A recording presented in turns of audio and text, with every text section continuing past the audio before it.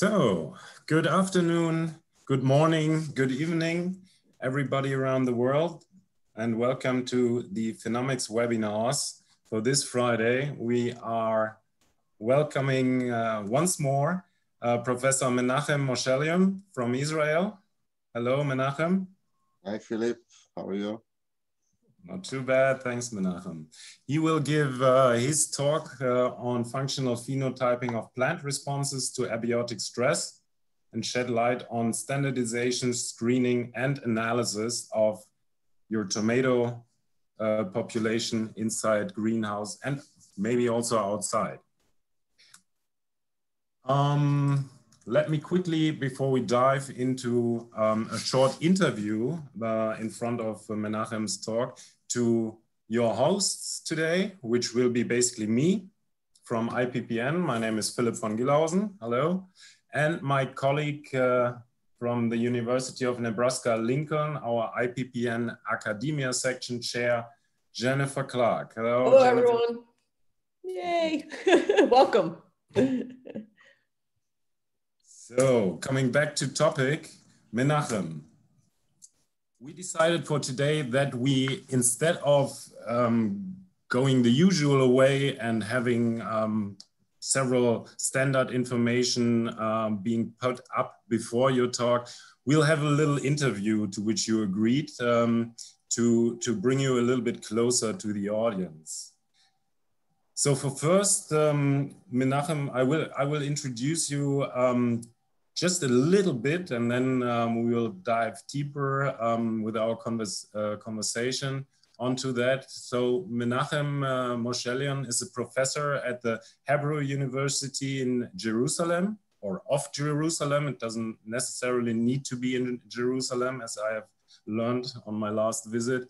And there he is working in the Faculty of Agriculture, Food and Environment on the Division of Plant Sciences, Genetics in Agriculture. This is correct, Menachem, right? Right, absolutely right. But I saw, and of course, we have known each other for quite a couple of years. You are also a co-founder of the phenotyping technology or phenotyping system technology provider Plant-DiTech. Yeah, this is so. How come? Do you want to explain us a little bit how it came that you founded this company and what this company does? Yeah, well, actually it was a necessity for me because during my research, it was more than 15 years ago, we had to phenotype, my primary work is with plant-water relations, and the cellular work is in particular working with aquaporins, water channels mutant and potassium channels mutant. And unfortunately, these crops had no visual phenotype, but you saw they have very bad yield, and it was very hard to work with those because we have literally hundreds of plants, but we could not get any numbers out of them. And we really look for a way to screen this water relation because we saw they sometimes look poor, maybe don't close stomata as good, but there was no high throughput physiological phenotyping back then. So we just started to build one. And you know, one thing came to the other, then we started to work with an agrotech company named Evogene. And we noticed that after 3 months with our systems, we could detect mutant, took them like 10 years to find. So pretty soon we understand that maybe this scientific system can also help others. So we raise some money, we start to understand how is this business work, and you know, thing get to other, and in the end, a private company came. So actually the Hebrew University has the patent, and then it commercialized it to Plant-DiTech that's actually built the product. Yeah, and by now, I mean, there's a couple of years that went in since then. And by now, your system has acquired very positive reputation around the world. I hear from projects in the Netherlands, for example, where these systems get deployed as component of a top-notch state-of-the-art phenotyping centers. So you must be quite proud to have achieved something like this. Actually, yes. Well, as I said, it was purely scientific based, and as you say, Wageningen now also will start working with it. I think the concept of working with non-image based system, but that gives you a lot of data from one end, but also help you to regulate your experiment. And this is the standardization I will talk about in my talk. I think that this thing makes it very unique. So you can really control the dynamics of the plant environment interactions and get the data at the same time. So yeah, I really hope will catch more. Well, and I just recently heard about a new center of functional phenotyping in Israel itself called ICOR. Can you explain us a little bit what this means, what this center is and where it is? Yeah, so Israel established excellence core or core facility for phenotyping, which in this center we have 504 units of Plantarray that enable us to screen large set of population for many parameters like drought, salinity, nutrients. We can give up to 9 different cocktails of nutrients per each plant. So this center was established by the Israel government money, but it's open for the audience. So I put in the chat the address. So if somebody needs services, you can just click registered, and if you will find a way to bring his material or his seeds to Israel, he could get the service. We already had few people using this, I mean, out of Israel, people that use the service. You get your data via the cloud, via the internet, so it's very easy. You don't have to have big servers or something. So this is it. This is what the service does. It just gives you the opportunity to do screening for your either material or plants. Sounds like a great opportunity, especially for people who do not have access to plant phenotyping systems and need any kind of data in this regards. So for everybody interested, be sure to check the chat for the link to the ICOR facility, and maybe you want to consider also entering the ICOR facility into our international phenotyping systems database on our IPPN homepage. This is being used internationally to foster collaboration and also, of course, enable the exchange of not only data. So be sure to check this opportunity. And let's move on to why everybody today is here, namely your talk. I'll quickly raise attention to some simple rules. If there are questions that pop up in the audience during the talk, please write them in the chat. Yeah, don't use this raise hand symbol, which is also another option which we are not using. If you want to make sure that your question is later asked in the discussion, then put it in the chat at any time. And Jennifer will keep an eye on the chat and collect all these questions for later on.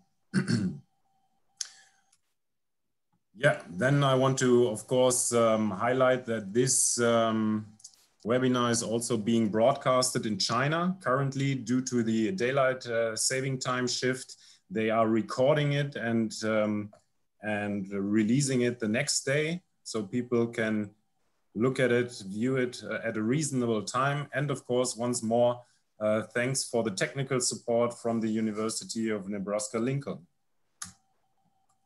So, Menachem, I'm through with my introduction, so I will keep my mouth shut for now and leave the stage to you. Thanks again for being here. The stage is yours. Thank you, Menachem. Thank you very much, Jennifer and Philip, for inviting me. I'm very excited to present to you my talk. So I will just share my screen with you. Ah, perfect. I will make it a bit bigger. So you see my pointer? Yes, yes, that looks great. Okay, So with no further ado, I think Philip made a great introduction. So today I would like to talk to you about few topics. First of all, I would like to explain you the importance of phenotyping the whole plant-water relations. Especially if you go to crop productivity, the whole plant gives you something that it's usually hard to get by sampling a plant or just taking like one leaf or part of a root. Then I would like to talk to you about the crop productivity vulnerability trade-off, which is again a very big issue in predicting yield from crops. I would like to emphasize a bit about what is stress terminology, and I would like to suggest some options of using it because there is a big misleading in the literature. And I would like to talk about the phenotyping challenge of the plant-stress interactions. I will introduce the Plantarray platform, which we use, and I will also show some case study of how we could use this whole plant-water relation phenotyping in order to get yield prediction in a pretty accurate way. And when I say yield prediction, I mean in-field yield prediction. So plants doing photosynthesis for us, right? They do it for themselves, of course, but we use this photosynthesis for food, feed, fiber, and so on.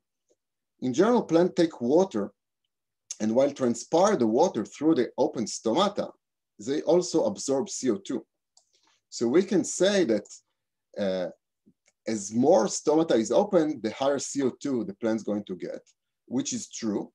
The problem is the ratio between the water and the CO2, which is in crops, it's huge number. It's 500 molecules of water per 1 CO2 on average. And if you look on this graph, you can clearly see it. On the x-axis, you see the water transpired by a plant. And on the y, you can see the grain yield. And you see clearly that it's a linear correlation. So if you can measure accurately how much water the plant transpired, you will get pretty good estimation of the grain yield. So if you can measure actually also the plant surrounding like light, in this graph we can see the radiation the plant gets, and also soil water content, atmospheric condition like VPD, temperature and humidity, altogether you can get a very nice estimation of the plant productivity, and you can even distinguish between more efficient like this C4 plant and less efficient. All in all, when we look on this graph, we can see that if the plant doesn't transpire too much, it will also don't have too much yield. And this, in fact, is a very important productivity vulnerability trade-off. And this is the subject I would like to talk about now. If we look on wild type, so we can say that evolutionary, this wild type develop some strategy to survive their environment. They produce, but they also need to survive this strategy, okay? So these plants are fitted to their own environment. Nevertheless, when we talk about breeding, breeding had very, or I would say a very important goal, which is improving the crop yield. This breeding process, and there are many papers showing it, mainly increase the plant size, increase the stomatal aperture, and also elongate the time of the stomata opening. So we can say that this plant or crop plants actually open stomata much more than the wild types. So as a response, they produce much more, but they are also more vulnerable to droughts. We can see this phenomena in many graphs. I choose one of Richards, a very famous Australian researcher. He showed the release of wheat cultivar to the market. You can see nice improvement of the grain yield on the x-axis and the year of release.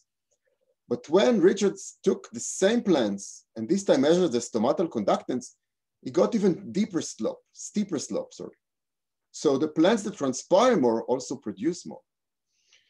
So if we look on this very simple chart, we can say that wild types or land racers are usually low yielders, but have a very good survival mechanism. So we will find them here, high survivability, but low productivity.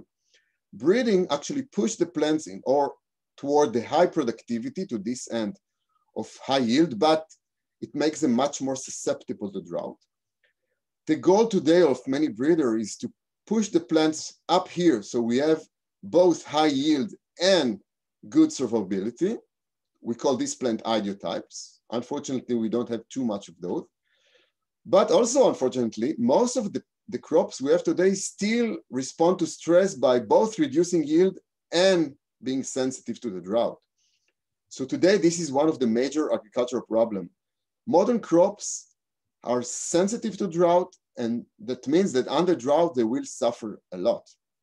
So to summarize this part, we say that crop breeding actually opens stomata much more and for longer parts of the day, which in turn produce more. So crops which open stomata longer time of the day produce much more yield, but also have much worse water use efficiency because they lose water at this time. We can also say that these plants are risk takers because if drought starts, it will take these crops much more time to close stomata, and this is part of the explanation why modern crops suffer so much from drought. So many people, many scientists today try to improve this trade-off. I would say they try to push the plants to keep the high yield, but also to improve the water use efficiency toward this part. So you look in the literature and you find many definitions. We found drought resistant, drought tolerance, drought resilience. Now, what does this mean? So I would like to talk a bit about, or even suggest some terminology for this plant drought response. So usually if you look on a crop, usually it starts when the conditions are good, right? Normally growers start the field usually after the rain. But then if abiotic stress starts, let's say drought, the susceptible plant will just die. So we'll just call it susceptible. Some plants show escape mechanism, which means they will flower early just to like run away from the drought. The problem with the escape mechanism, we usually have very low yield. Many plants which suffer the stress, but at the same time actually activating all kind of defense mechanism. So they can start recover from the stress either by activating this defense mechanism, or usually, or many times, you have also rain coming here. Either case, the plant will recover from the stress in a terminology I would like to call resilience. So the resilience is the recovery of the vegetative part of the plant. So the plant that suffers under stress will start to grow new leaves, new roots, new shoots. Now, if the plant has low resilience, it probably also will have low tolerance. So tolerance is basically the amount of yield that the plant produces in response to the drought. Some plant has nice resilience, but nevertheless, their flower or any fluorescent part was hurt. This is why they may have very nice resilience, so big shoots, but not too good fruits. Maize is a good example because if made affected by drought, when it's flowering, we can lose up to 60–70% of the yield. Nevertheless, some plants has a very good resilience, so they have high resilience, which means nice recovery of the shoot and also nice recovery of the fruit. So we have high resilience and high tolerance. Resistant whatsoever is actually no stress at all. So we can say that the resistant plants will show similar yield to the non-stress control. In drought, we don't know any phenomena like this. There are some plants that are resistant to disease or resistant to salinity, but not to drought. Drought will always have some yield penalty. So these are the suggested terminology that I would like to use, and I will use them also during this talk. So if the breeder goal is to find the ideal stress response behavior, we must remember that we have to define the stress condition very accurately, because stress will be different in Australia, in Israel, in United States, and in Netherlands. It's not the same stress. So stress should be defined very clearly.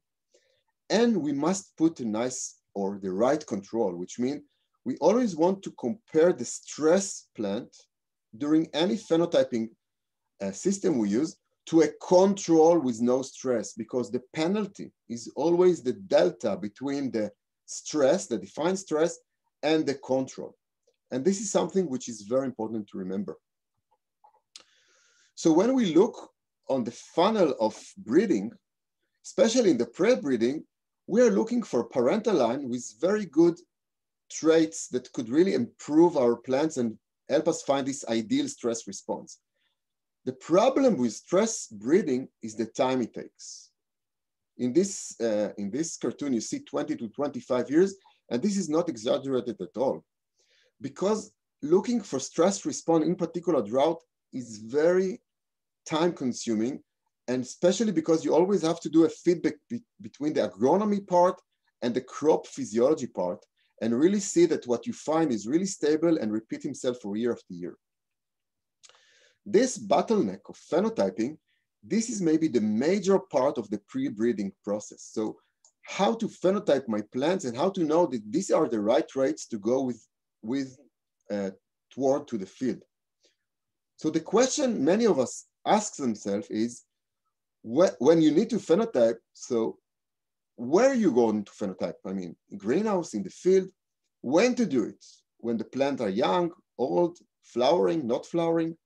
What to phenotype? Maybe this is the million-dollar question. The plant height, canopy, transpiration, photosynthesis. And a big problem today of the modern machine is how to translate the massive amount of data we get to practical decisions. So before I will address these questions, I would like to address the challenges that we have when phenotyping plant environment introductions, also known as G by E, genotype by environment interaction. This is the biggest challenge we have, to phenotype the plant response to the environment. And I would like to explain why. So when we look at the plant, even under well-irrigated condition, the plant always sends many dynamic differential conditions. For example, the atmosphere. Sunlight, temperature, humidity are continuously changing and impacting the shoot. The shoot responds to the atmosphere, but at the same time, the water in the soil are responding to the shoot, which impact the root, which impact the water. And of course, all is connected to all, which means we have a very, very dynamic environment. So the challenge number one that we have is a very dynamic environment. Moreover, when you look, I took this slide from Plant Physiology, the 5th edition. I think it's also in the last one. So when you look at on a plant stress response, so this is on the x-axis, this is the plant stress, you can see that we have hierarchy of responses. So first the plant biomass stopped growing, but at the same time, the plant stomatal conductance is still pretty good. And the same is for photosynthesis, which means when you phenotype the plant stress response, you always have to remember the second challenge, which is you want to have a direct measurement of multiple functional traits. Try to take both biomass trait and physiological trait because they respond at different hierarchy. So when we look at about this second challenge, we know that we want to take shoot traits like transpiration, biomass gain. We want to take root trait like water fluxes. We want to measure the atmosphere, the water in the soil, and so on. Basically, what we want to characterize in the G times E is the plant-water balance regulation. But balance, as it sounds, it's very hard to phenotype, okay? Try to imagine you need to phenotype this bicycle triangle, right? It's not going to be easy, and it's have to be continuously. I would like to explain the importance of this continuously measurement. This graph here shows you the stomatal conductance, okay? This is under non-stress condition, under well-irrigated condition. This is how a stomata behaves. In this paper, Broderick and Holbrook actually measure the stomata every few minutes. And you can see that between 7 and 8, the stomata increase conductance by 100%. Then when VPD goes up, this is the atmosphere, the stomata reduce transpiration, and several lines at 11 a.m. actually close stomata almost completely, which means that if you come and randomly measure your plant, some of them at 8, some of them at 9, some of them at 11, you're going to get to a very wrong conclusion unless you really do it simultaneously, okay? And if you do it on another day, when the VPD is much lower, it looks like a very different plant. So a continuous measurement and simultaneous measurement are very, very important. You want to measure all your plant simultaneously and continuously. So I would say this is challenge number 3 and challenge number 4.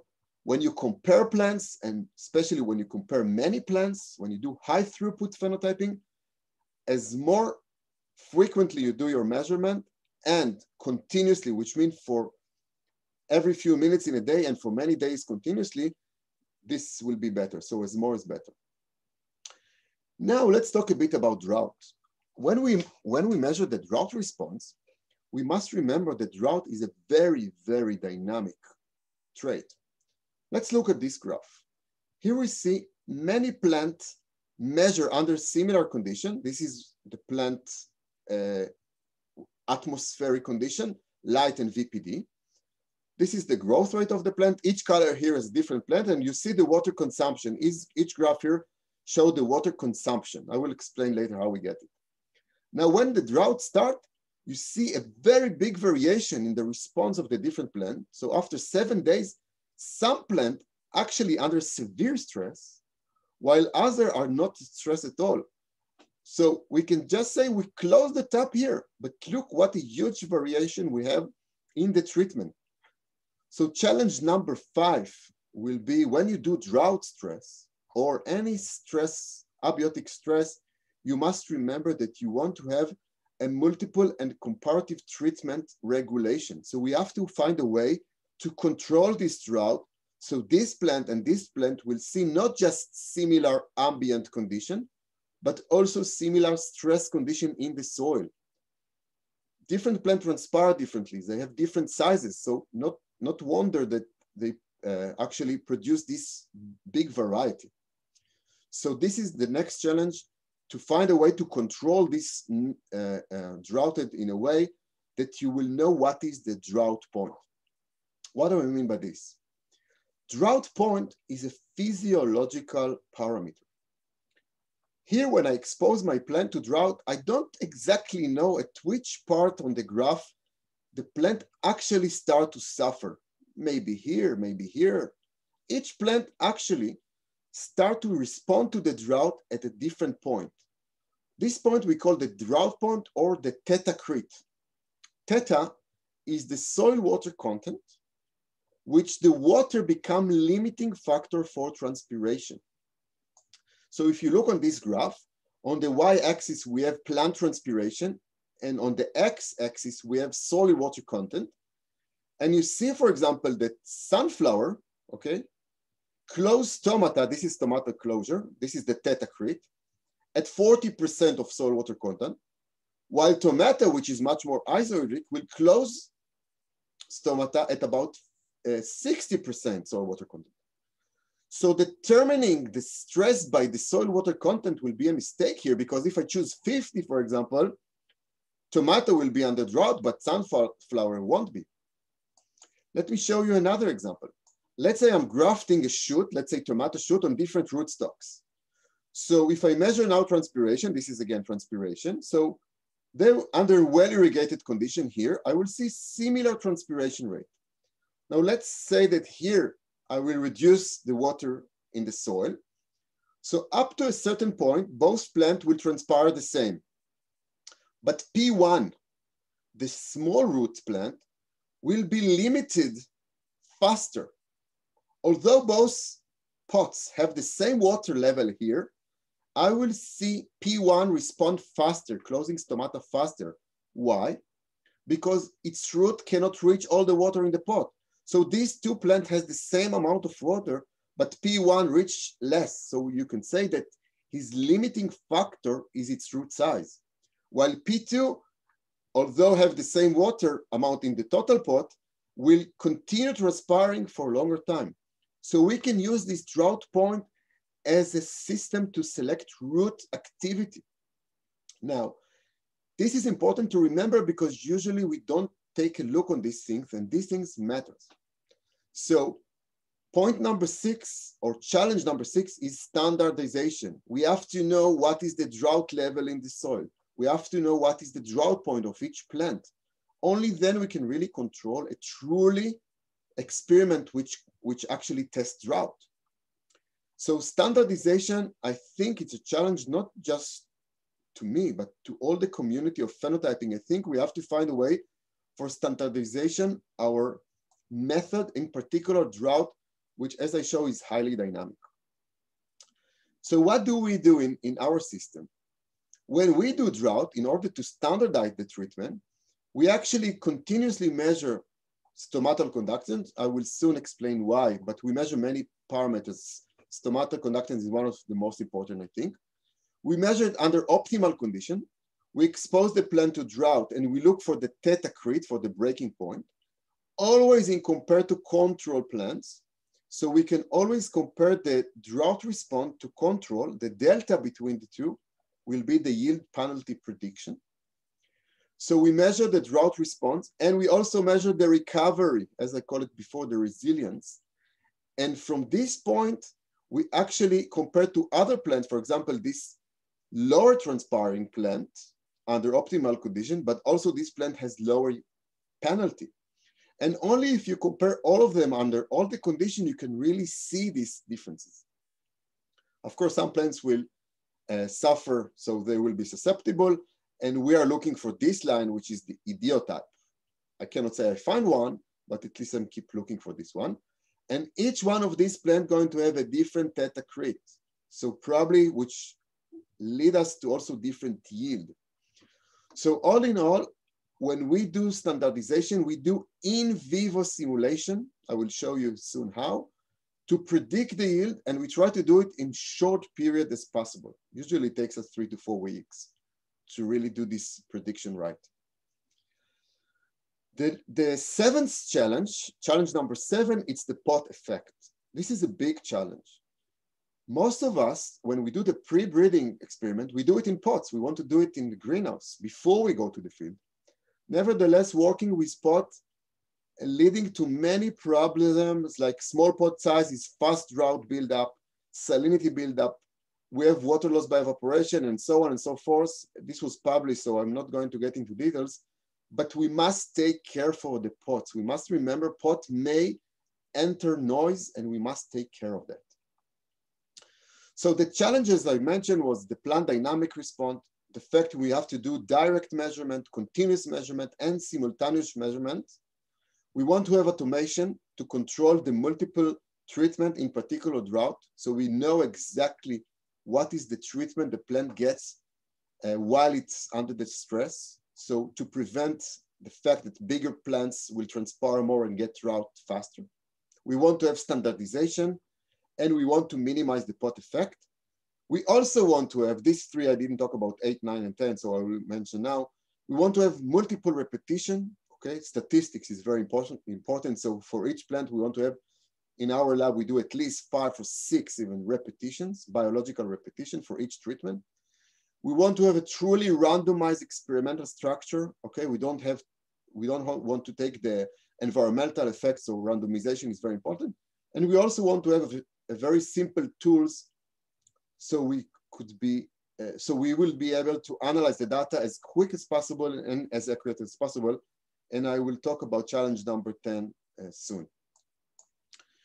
So as Philip asked me just before my talk, how did I get to this phenotyping business? I mean, so when we started a few years ago, I mean, it was more than 15 years ago, when we faced these challenges, we wanted to buy a system that will help us do the phenotyping, but also to cope all of these challenges.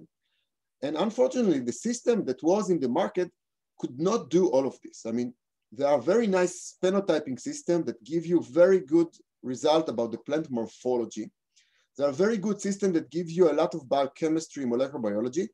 But as for the physiological part, well, we didn't find anything.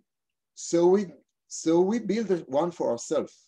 We built a functional system, which later on created the Plant-DiTech system.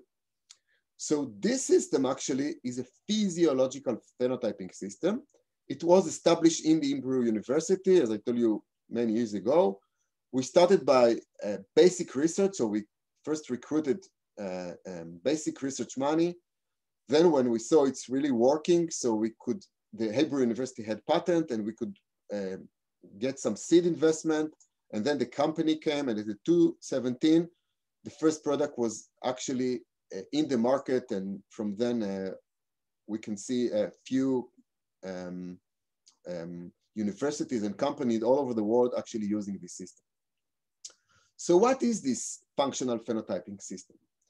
So basically, functional or physiological phenotyping give us the plant performance analysis of many physiological traits and help us to identify the idiotype plant or the idiotype behavior very soon after the experiment start, and in particular on the challenges I showed you before. This is actually a picture from our greenhouse from the ICOR system in Israel. So we can see that we can measure many, many plants, actually hundreds of plants simultaneously. We can create many, each plant has many, many sensors. This is why we call it also telemetric system. So the sensors are combined to each plant and continuously monitoring each plant separately. The fact that we can control irrigation for each plant separately provides us the tools to build a truly randomized experimental structure. So we can really, really work with a randomized system. So each plant gets the treatment I wanted to give, and I can make as much repetitions I want. So we measure the soil, the plant, and the atmosphere. So each plant is like a resistor. Okay, so each plant is actually, we measure the flux of water through the plant. All the data goes to the cloud. We don't need any big services. The analysis is done in this controller that you see here on the spot.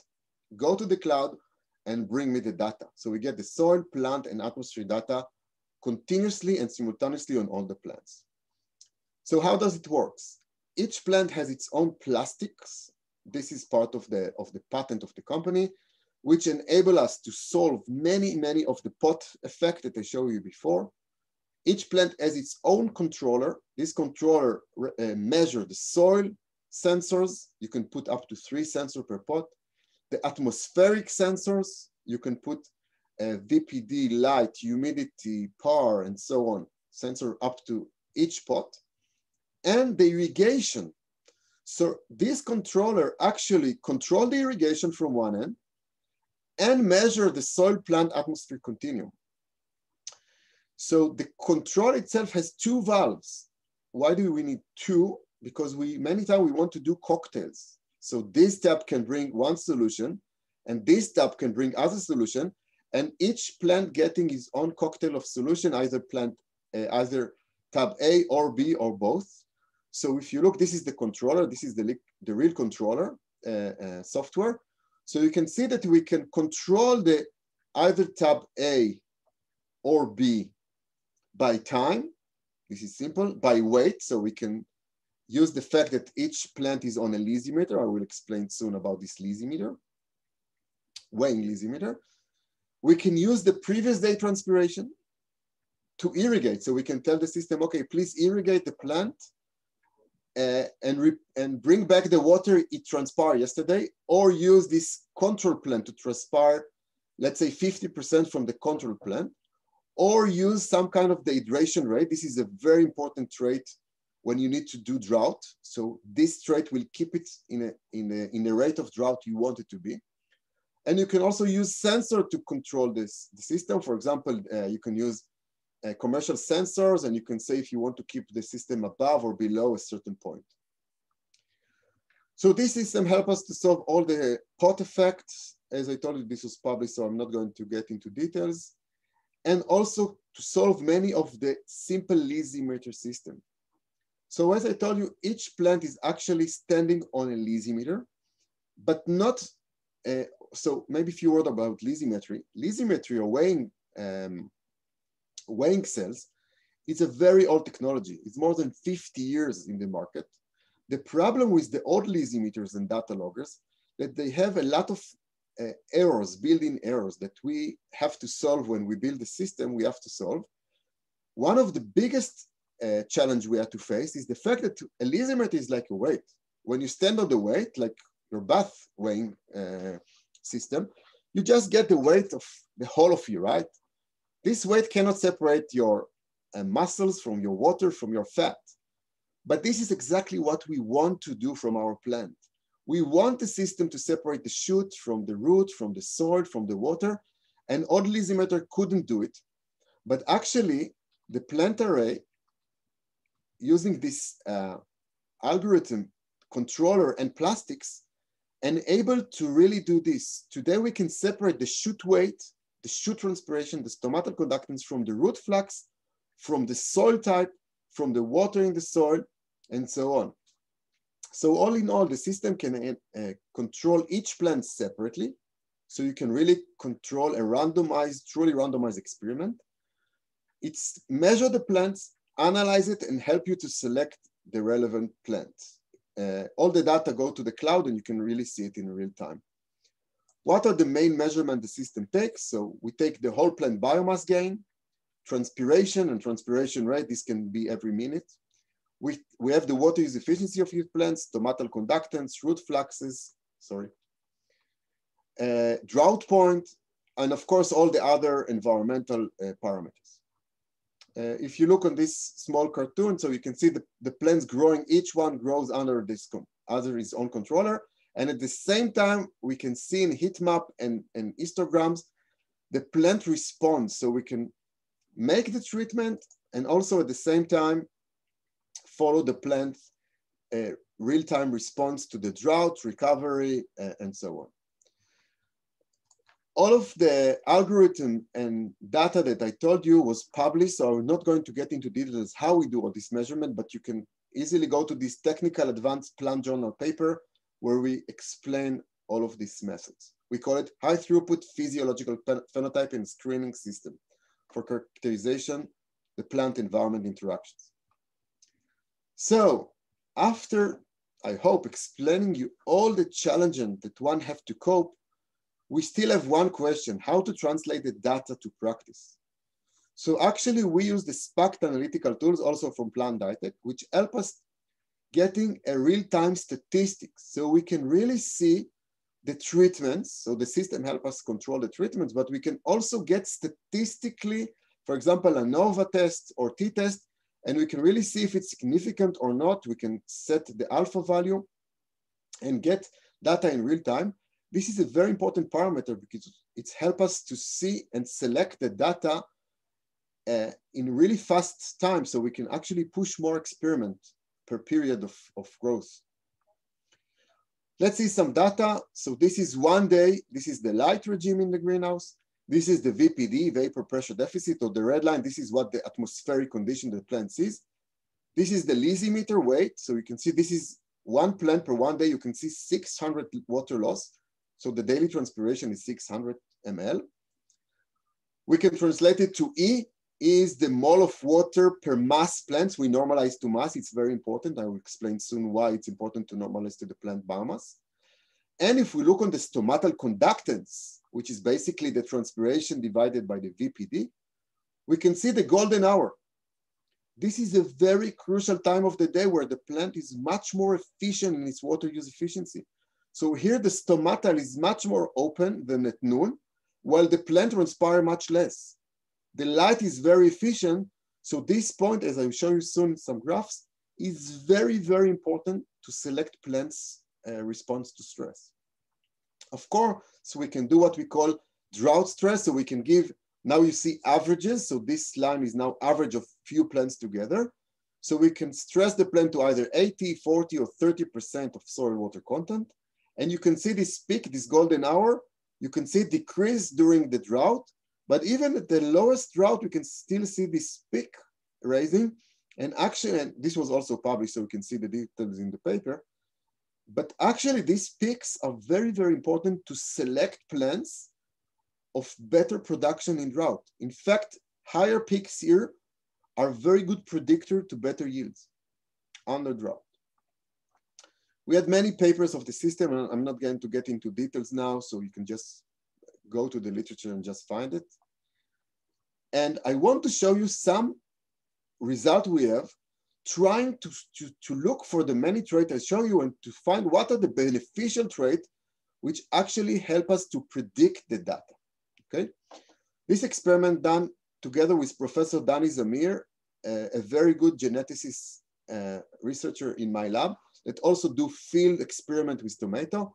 So Danny gave us data from a field from few lines, which has very different yield results in the field, both under good condition and drought. And we monitor their physiological parameters of the same plants. We saw very nice physiological characteristic that identify this plant. And then in order to get more repetition, we just do grafting of these plants, reciprocal grafting on these plants on themselves.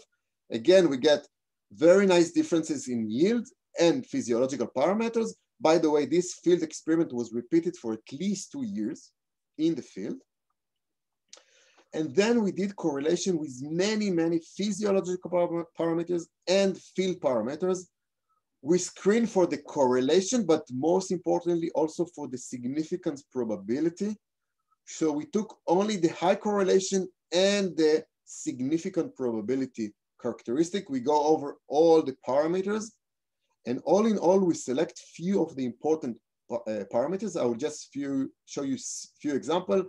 For example, transpiration was very nicely correlated with yield in the field. So this is yield in the field, and this is the system parameters. You see both under drought and well irrigated, we get nice correlations. We also, fruit weight also give us nice correlation. Green fruit doesn't work so much, okay?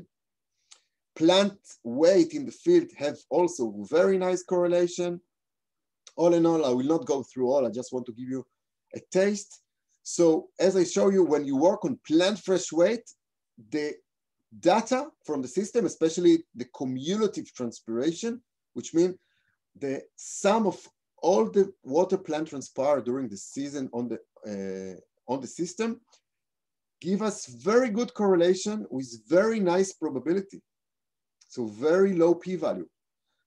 But even more importantly, yield prediction, actual fruit in the field was nicely predicted by stomatal conductance at the golden hour, between 7 and 10, again with a very nice p-value. So a significant correlation here at this point, at this GS. So all in all, this data show us that a particular time of the day for particular plants has a very good potential to be a good predictor. This is only 1 day, okay? This is only 1 day, so it's enough to take few days under well-irrigated condition, under drought condition, and at the recovery condition. And this is exactly what we did. We took these parameters under the well-irrigated, under the drought, always compared to control. As I told you, it's very important always to compare your plant response to a control non-stress plant. And at the recovery, for example, you can see these two plants that actually have the same transpiration, but very different yield. And the reason here is the recovery rate. Actually, this plant could not recover from the stress, while this recovered very, very nicely. So to conclude my talk, I talked today about this comparative functional characterization. So it's important to select your line. So for example, we can work with high productive line, medium productive line, or low productive line. It's okay. As long as you have the control, it doesn't matter. You're always going to compare your plant to its control. Like line A will always be compared to line A, and B to B, and C to C. Of course, you can also compare all of them one to each other. Now, when a stress starts, and I consider stress looking at the water content, let's say drought stress, the stress point will always be the point, not where the stress really starts, like here it starts here at week 5, but the stress will be defined by the theta crit. So although this plant transpire less, here I measure transpiration, for example, or GS. So the theta crit for this plant is faster. It doesn't matter this plant transpire less. This plant, for some reason, has a lower theta crit or a lower soil water content, which limit transpiration, while this plant has higher one. Either way, this response curve is only from the theta crit on, and then we also need to measure the recovery rate. So the recovery always will be compared, as I told you, to the control. So always our definition of control, resilience, tolerance will be compared based on the plant yield and recovery compared to its own control plant. Now, some plant transpire so less, like this line C, that they're never exposed to drought. So many people mistakenly take this plant as drought resistant. They are not resistant, okay? They pretty much survival. So if the drought was much longer, maybe then we'll see some decrease. So remember, soil drought is only when the soil limits the transpiration, but if the plant is very small, it's never been limited, okay? So all in all, you can do this controlling to do a short drought period or longer drought period, or in fact, terminal drought period, doesn't matter. It's always have to be considering the same standard. So if you repeat the experiment, you have to take in account the theta rate, the points I show you, and also the drought period. So to conclude my talk, I talk about the practical tools for G times E characterization. I talk about the important need to do in vivo simulation to put really plants in the size that usually represent crops, like we normally use 4 to 8 weeks, which as I show you gave a very nice prediction. Take the data simultaneously and continuously. Look for beneficial traits which are, use some statistical tools to actually find this trait, like I show you this morning GS normalized to plant biomass. And all in all, the $1 million question will be, how do I know which horse is going to win the race, right? We want to put the money on the winning horse. So what I'm telling you here is that if you want to know the winning horse, build a simulation and really run horse in it. So if you want to find $1 million seeds, and this is the problem we usually have, we have millions of seeds, do a functional test, which is pretty short, usually take only a few weeks. Do it in vivo with real plants, get conclusion and throw away the ones that are going to fail in the field, and only then go to the field, see the data, and then improve your next selection, and so on and so forth. Okay, this is it. I just want to thank Sanbon Gossa. This is my PhD student that did most of the research result I show with the prediction. Professor Dani Zamir and his PhD student Amit Koch, which actually worked with us on this prediction experiment. They actually gave us the data from the field and did all the field experiment. And Itamar Shenhar, my master student, that also contributed a lot to the data I showed here. And to my colleague, Professor Roni Volach from the Soil and Water Department in the Hebrew University, which actually many years ago started with me the Plantarray system and established all the algorithm I show you today. And thank you for listening to me. Thank you, Menachem. Wonderful talk. I mean, I've seen it now, I think, more than twice, and I must say it's a very, very nice depiction of almost of a breeding pipeline using transpiration metrics together, of course, with this optimally suited system that you have created. Very nice, very relevant, not only in Israel, not only in the greenhouse. And there I would also start with my first question. I mean, most of the studies you have shown and most of this research you have done in greenhouses. Of course, your system is optimally suited for greenhouses. However, at some point during the process, you have to test whether the selected lines are also performing in the field. So how transferable have the results obtained in the greenhouse proven in the field? Yeah, so this is really the $1 million question. So for tomato, as I showed you here, we get very, very nice correlation to the field. So we get up to, I will go to the table here. So we get up to sometimes 90% accuracy with 0.04 p-value. Of course, sometimes you get also 0.3 or 0.4. it was important to me to show you all the data. Today, we start to investigate with a lot of AI tools in order to find this really, because I want to get to this 90% very fast. So now we actually conducting a huge experiment in the field. We know that to predict the biomass, so if you work for let's say, greenies, like, I don't know, like cabbage or lettuce, we can get up to 90% accuracy with 0.01 accuracy. So if you, the main thing I would say, solve the potting effect.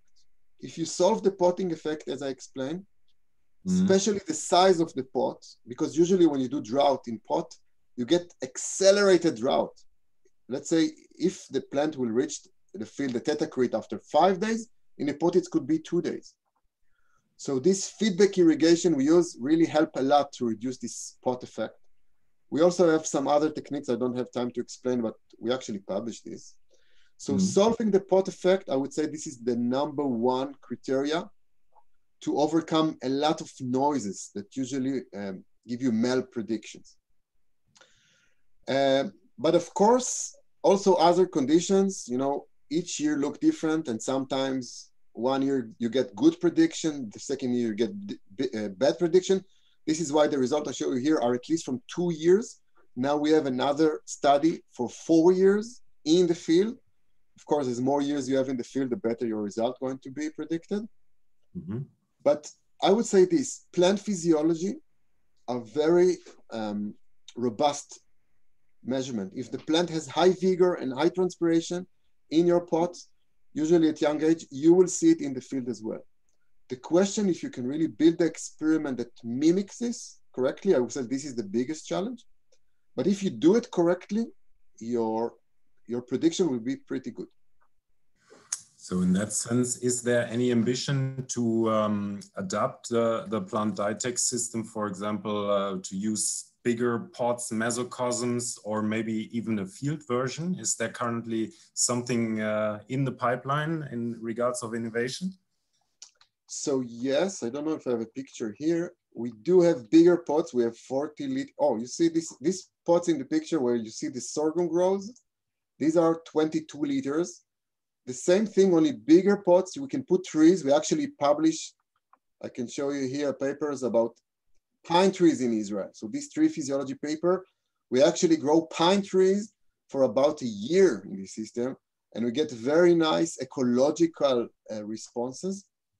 We want to go to the field. This is also things. So now we adopt, I also have, I think, a figure here. Where did I put it? Oh, it's in the end. So now we adopt new sensor in order to have sensors that are much more accurate to the field. I will show you in a second if I find it. Oh, so now we use new NDVI, PRI, and other sensor in order to have a non-lysimetric, because to take the lysimeter to the field is a big challenge. But there are other parameters that may work very nice also in the field. So our new version of the DiTech system give us a lot of in parallel measurement. So you can actually measure these parameters on the pot, and it will be much easier to implement it in the field in the future. Yes, that was also one follow-up question. How do you calculate the drought point in the field? Yeah, in the field, it's going to be a challenge. But again, I would always say, go to the physiological parameters. So if you can measure, for example, if you have a good way to measure stomatal conductance is one of the more sensitive drought point traits. Stomata will respond to drought quickly, very, very quickly. So if we find a way to measure accurately stomatal conductance, then I think it's a good point to test the tetacrit. I must say we didn't do it. I cannot say that I have the right way to do it. It's still under process. But you know, today we talk about the corona and people ask what is a bad patient, good patient, not bad, sorry, patient with a strong condition or bad condition. So at the beginning, the doctors say, okay, if it's walk, it's probably good condition. And today they take the oxygen level in the blood. So only oxygen level in the blood will tell you what is the severity of your disease, right? Even if you run, but if the oxygen level are slow, you need to go to bed. So this is the main idea of the physiology. Measure the physiology. The plant may look good, but it may be very suffering. Yeah, nice analogy. So one question's popping up from Olumidea, and he or she is asking, using the biomass as a correlation factor in the measurement, what about plants that have a nice vegetative growth and less fruiting? How do you correct for that at experimental level in this kind of experiments? Very, very good questions. I'm glad. I would like to show you what we did. So we divide the experiment to two phases. It's actually two breeding goals. So one phase, it's indeed, let me find a slide, please, just a minute.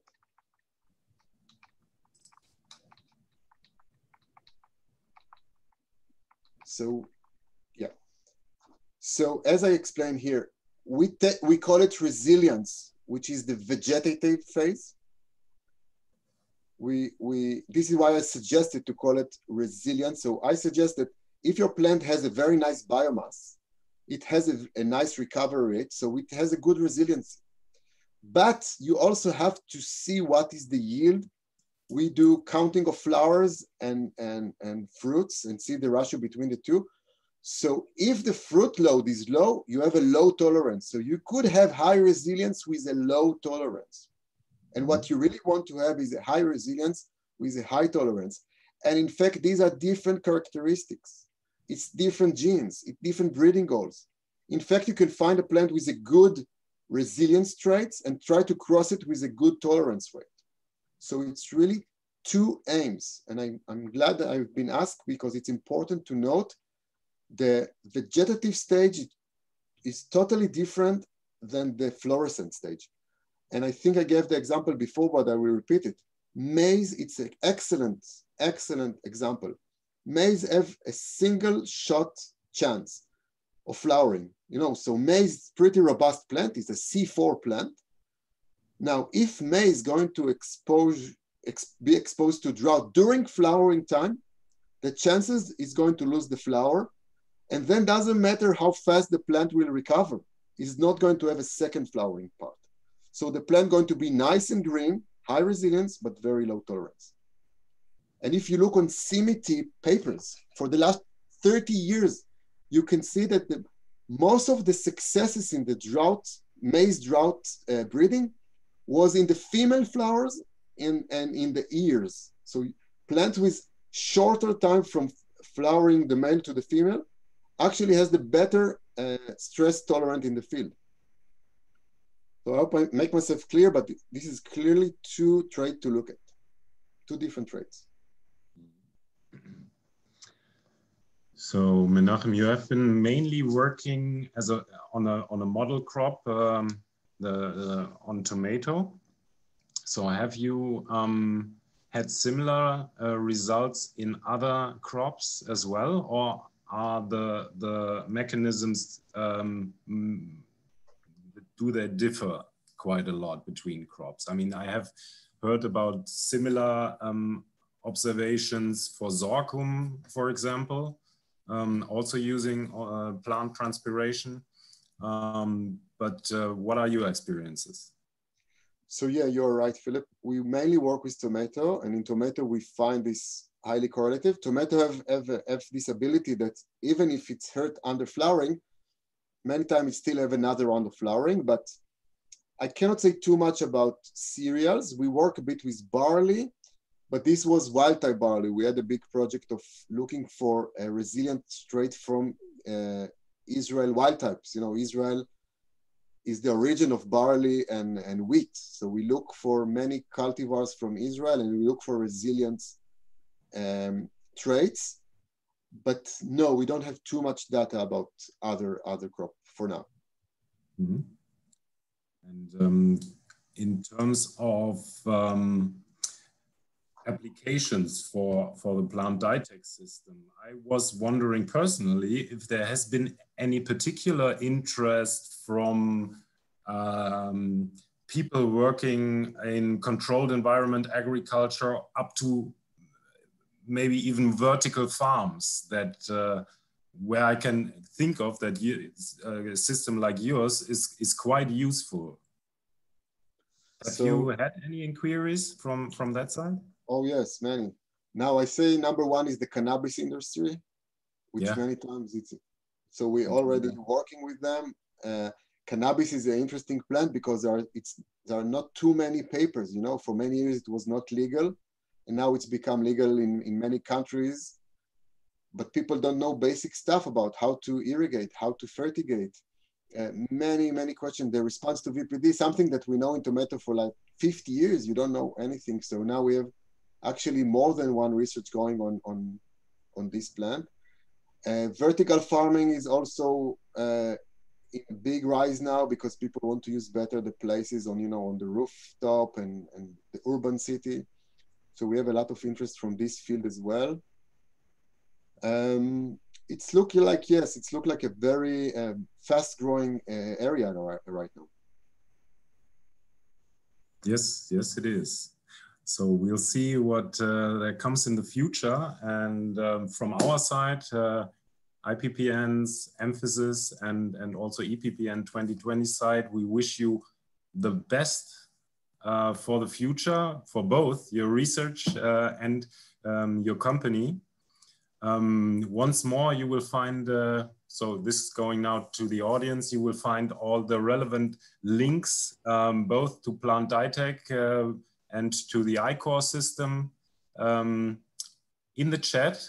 Be sure to note this down, but also feel free to contact IPPN on any questions or in queries in the direction of Menachem, and I will gladly channel this through.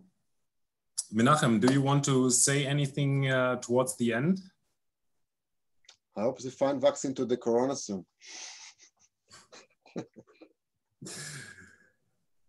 Okay, then I would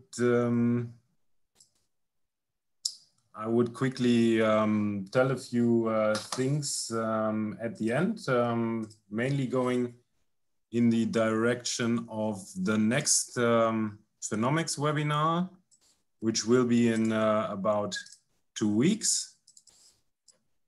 Let me quickly show a slide. So next week already, there will be the release of the 4th IPPN newsletter. So far, be sure to check on all recent news around the global plant phenotyping community and IPPN as an organization. And part of this newsletter will be the Global Plant Phenotyping Survey for 2020-21. Usually, the Global Plant Phenotyping Network, together with Emphasis, the European partner, is releasing these kinds of surveys in a biannual manner. And this survey has the purpose of giving us information on the current status of plant phenotyping globally, based on where you are, what profession you have, and in what field you are. This information is then in turn being used to guide our actions, to see where actions are necessary, where collaboration can be fostered, where industry as well as academia can be can be helped and facilitated in the plant phenotyping space.